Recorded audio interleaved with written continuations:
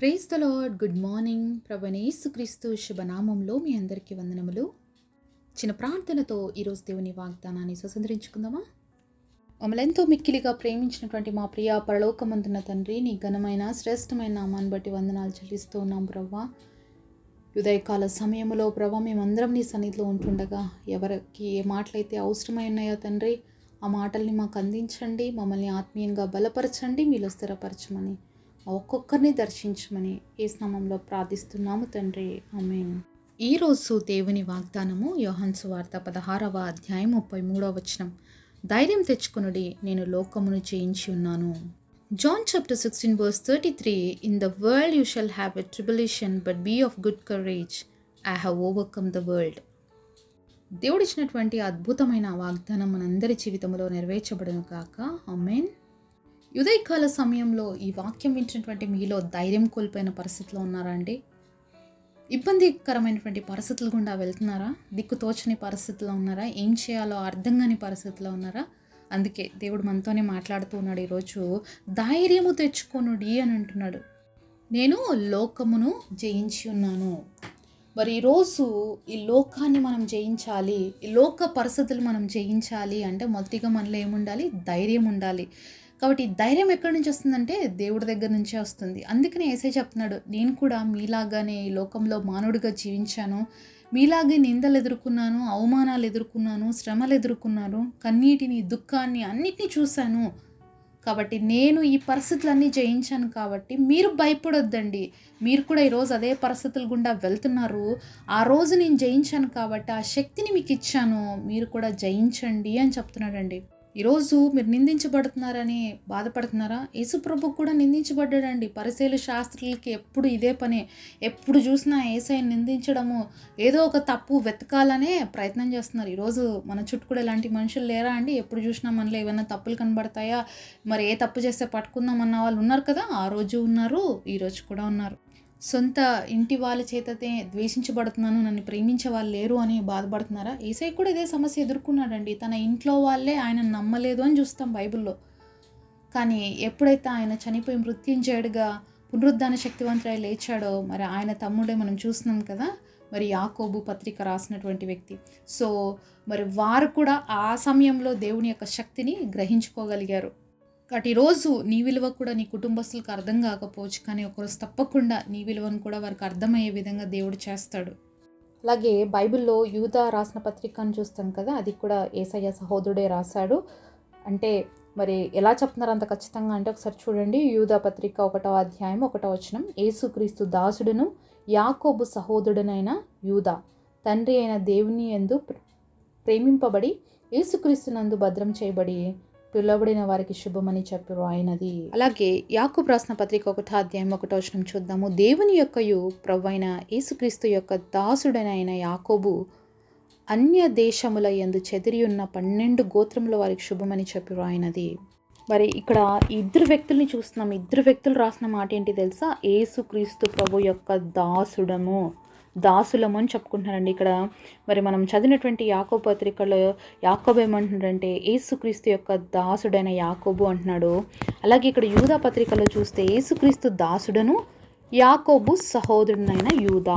So దీన్ని బట్టి మనం కన్ఫామ్గా చెప్పగలుగుతున్నాము ఇక్కడ యాకోబు సహోదరుడు ఎవరు అంటే యూదా. అయితే వీళ్ళిద్దరు కూడా మరి యేసు ప్రభుకి బయోలాజికల్గా ఉన్నటువంటి మరి సహోదరులు అని మనం చూస్తూ ఉన్నాం. ఒకసారి యోహాను సువార్త 7వ అధ్యాయము 5వ వచనం చూద్దాము. ఆయన సహోదరులైనను ఆయన యందు విశ్వాసం ఉంచలేదు. ఒకసారి మనం మత్తయి సువార్త 13వ అధ్యాయము 55వ వచనం నుంచి చూద్దాము.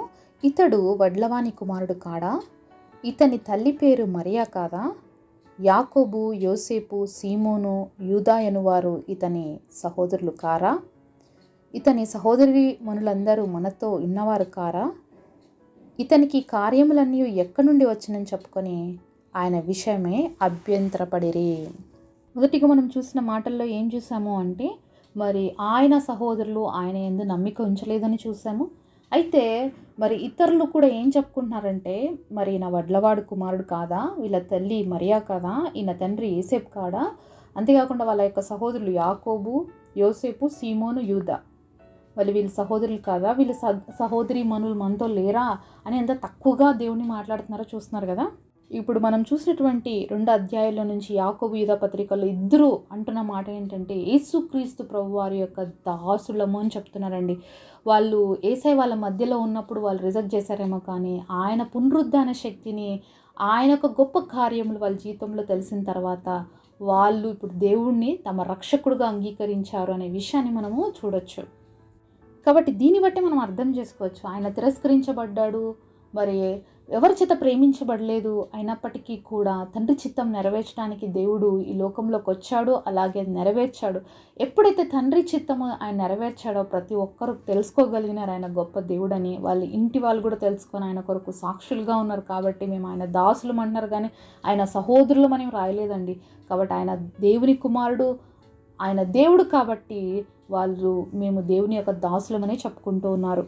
కాబట్టి ఈరోజు నీ జీవితంలో కూడా రిజెక్షన్స్, ఎక్కడైనా చిన్న చూపు చూడడము, లేకపోతే ఎవరైనా నిన్ను తక్కువ చేసి మాట్లాడడము, ఇవన్నీ జరుగుతున్నప్పుడు నువ్వు యేసయ్యని కూడా గుర్తు తెచ్చుకోవాలి. అరే యేసయ్య కూడా ఇలాంటి పరిస్థితులు అన్నిట్లో కూడా వెళ్ళాడు, కానీ యేసయ్య ఎప్పుడు కూడా దాన్నే చూసుకుంటూ కూర్చోలేదు. మనం ఏంటంటే ఒక సమస్య మన జీవితంలో వస్తే పదే పదే పదే పదే దాన్నే చూస్తూ బాధపడుతూ కూర్చుంటాం కదా. కానీ దేవుడు ప్రతి సమస్యను కూడా జయించి మనకి మార్గదర్శకుడుగా ఉన్నాడు. కాబట్టి మనం కూడా సమస్యలు చూస్తూ కూర్చోక ఆ సమస్యలు జయించినటువంటి దేవుణ్ణి చూస్తూ మనం ముందుకు సాగినట్లయితే యేసయ్యలాగా మనం కూడా విజయాన్ని పొందుతాం. మనలాగానే యేసయ్య జీవితంలో కూడా ఈ లోకంలో ఉన్నప్పుడు ఆకలేసింది, మరి కన్నీరు కార్చాడు ఆయన కూడా, మరి ఆయన కూడా నిద్రపోయినట్లుగా చూస్తున్నాం. అంటే మానవ శరీరంలో దేవుడు ప్రతిదీ కూడా మన కోసం అనుభవించి చూపించాడండి. అంటే నేను మానవుడిగా ఉన్నప్పుడు మరి నేను ఎలా జయించానో మీరు కూడా అలా జయించండి అన్నాడు. అందుకనే యేసయ్య అరణ్యంలో కూడా శోధించబడినట్లుగా, సాతాను కూడా దేవుడి దగ్గరకు వచ్చి శోధించినట్లుగా మనం చూస్తాం. ఆ శోధనలన్నీ వచ్చినప్పుడు ఆ సాతాన్ని దేవుడు గద్దించాడు. ఈరోజు సాతాను మన మీద కూడా అనేక సార్లు దాడి చేస్తుందండి. ఆల్రెడీ సాతాను ఓడిపోయిందండి. మనము పాముని చూస్తాం కదా, పాము తలని చిదకదొక్కినా కూడా దాని తోక అల్లాడుతూ ఉంటుంది చాలాసేపు. అది కూడా ఈరోజు అలానే ఉందండి. సాతాను తోక అల్లాడిస్తుంటేనే మనం చాలాసార్లు భయపడిపోతున్నాం. కాబట్టి దేవుడు భయపడొద్దు అంటున్నాడు. మరి ఓడిపోయింది సైతాను ఆల్రెడీ కల్వరి శిలువలో.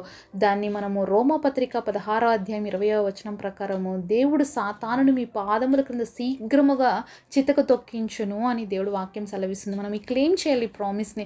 దేవుడు సాతాన్ని మన పాదాల క్రింద వేసి తొక్కించాలన్నప్పుడు మనం విశ్వాసంతో ఉండాలి. నా దేవుడు ఉన్నాడు నాకు సహాయం చేయడానికి, నా పరిస్థితులు అన్నిటికి కూడా నాకంటే ముందుగా ఆయన వెళ్ళి నాకు మార్గదర్శకుడుగా ఉన్నాడని నువ్వు ధైర్యం తెచ్చుకొని నీకున్న ఏ పరిస్థితి అయినా సరే ఈరోజు నువ్వు నిలబడగలిగితే సాతాన్ని నీ పాదాల క్రిందికి వస్తుంది. ఈరోజు మనం చాలాసార్లు మన హృదయంలో పిలుస్తుంటాం. సాతాను ఉండాల్సింది మన హృదయాల్లో కాదండి, మన పాదాల క్రింద. ఈరోజు చాలామంది హృదయంలో చోటిస్తున్నాం కాబట్టేనండి మన హృదయంలో ఉన్న శాంతిని, సమాధానాన్ని, మనకున్న నెమ్మదిని, మనకున్న ఆరోగ్యాన్ని, మనకున్న సంపదని, మనకున్న సమస్తాన్ని దోచుకొని వెళ్ళిపోతున్నాడు. కానీ సాతానికి మనం ఇవ్వాల్సిన ప్లేస్ ఎక్కడ తెలుసా? పాదముల క్రింద. ఎందుకంటే దేవుడు చితక దొక్కిస్తానన్నాడు. కాబట్టి ఈరోజు మరి సాతాన్ని జయించాలన్న ఆశ నీకుంటే, నీకే సమస్య అయితే ఉందో, ఏ దుఃఖం అయితే ఉందో, ఏ బాధ అయితే ఉందో, ఏ వేదన అయితే ఉందో, వాటన్నిటిని యేసుక్రీస్తు నామములో నీ పాదాల క్రిందికి తీసుకురా. నీ మనసులో నుంచి పక్కకు తోసేయాలి వాటన్నిటిని.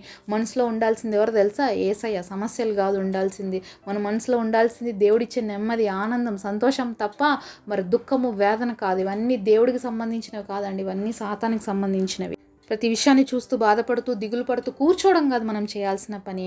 మనం చేయాల్సిన పని ఏంటంటే ధైర్యంతో ఎదుర్కోవడం, ధైర్యంగా నిలబడడం. ఎప్పుడైతే మనం ధైర్యంగా నిలబడతామో పరిస్థితులు అన్నీ కూడా మారిపోతాయండి. ఏ విధంగా మరి ఎరికో గోడలు కూల్చబడ్డాయో, ఏ విధంగా ఎర్ర సముద్రము ఎదురు వచ్చి నిలబడినా కూడా దేవుడు దాన్ని పాయలు చేశాడో, నువ్వు ధైర్యంగా అడుగులు ముందేస్తేనే దేవుడు దాన్ని కూడా చేయగలుగుతాడు. అంతేకాకుండా యోర్దాన్ నది అడ్డం వచ్చిందని చెప్పి మరి అలాగే నిలబడిపోయి ఉంటే అది మరి స్టాప్ అయ్యి ఉండేది కాదు. అంటే వాళ్ళకి రహదారిగా ఇచ్చేది కాదు ఆ రోజు. కానీ ఆ యాజకులు ఆ నీళ్ళల్లో గుండా అడుగులు వేసినప్పుడే మరి ఆగిపోయింది ఆ యొక్క ప్రవాహం అనేది. అలాగే ఈరోజు సమస్యలైన ప్రవాహాలు మనల్ని నెట్టుకొని పోవాలని చూసినప్పుడు నువ్వు దేవుడితో పాటు కలిసి అడుగులు ముందుకేస్తే ఆ రోజు ఆ ప్రవాహం ఏ విధంగా ఆగిపోయింది. ఈరోజు నీ జీవితంలో వచ్చే సమస్యల ప్రవాహం అనేది దేవుడే నిలబెడతాడు. నువ్వు దాన్ని క్రాస్ చేసి దాటుకోగలుగుతావు. కాబట్టి ధైర్యంగా ఉండు. ఈరోజు ఏ పరిస్థితి అయితే నీ జీవితంలో ఉందో, ఏ ఇబ్బంది అయితే నీ జీవితంలో ఉందో, నువ్వు యేసయ్యతో పాటు నడిస్తే తప్పకుండా తప్పకుండా అద్భుతాలు చూస్తావు. ఈరోజు అట్టి అద్భుతాలు చూడాలని దేవుడు మనందరి జీవితంలో ఆశిస్తున్నాడు. కాబట్టి ధైర్యంతో ముందుకు సాగుదాము. యేసయ్య కూడా ఇవన్నీ పరిస్థితుల గుండా వెళ్ళాడు, కానీ వాటిని జయించాడు. మనం కూడా ఈ పరిస్థితులు అన్నిటి గుండా వెళ్తున్నప్పుడు యేసయ్య మనతో ఉన్నాడు, ఆ జయాన్ని మనకి ఇస్తాడు. వాటి ప్రామిస్ని క్లెయిమ్ చేద్దాము, దేవుడి పైన ఆధారపడదాం. అట్టి కృప దేవుడు మనందరికి దయచేయునుగాక. పరిశుద్ధుడైన తండ్రి, మీరు మాకు ఇచ్చిన ఈ ప్రామిస్ ఎంత గొప్పదినైనా అందుని బట్టి మీకు స్తోత్రాలు. మీరు లోకమును జయించి ఉన్నారు, మేము కూడా జయించడానికి మాకు ధైర్యం ఇవ్వండి. అనేక సార్లు ధైర్యం కోల్పోయే పరిస్థితులు మా జీవితాల్లో ఉన్నాయి ప్రభువా, కానీ ధైర్యంగా అడుగులు ముందేస్తూ మీతో పాటు ముందుకు సాగి విజయాన్ని పొందుకోవడానికి సాతాను మా కాళ్ళ క్రింద శీఘ్రంగా చితకదొక్కించండి నాయన. రోమా 16:20 ప్రకారం అందరి పట్ల ఈ వాగ్దానం నెరవేర్చమని నజరేయుడైన యేసు నామములో ప్రార్థిస్తున్నాం తండ్రి, ఆమేన్.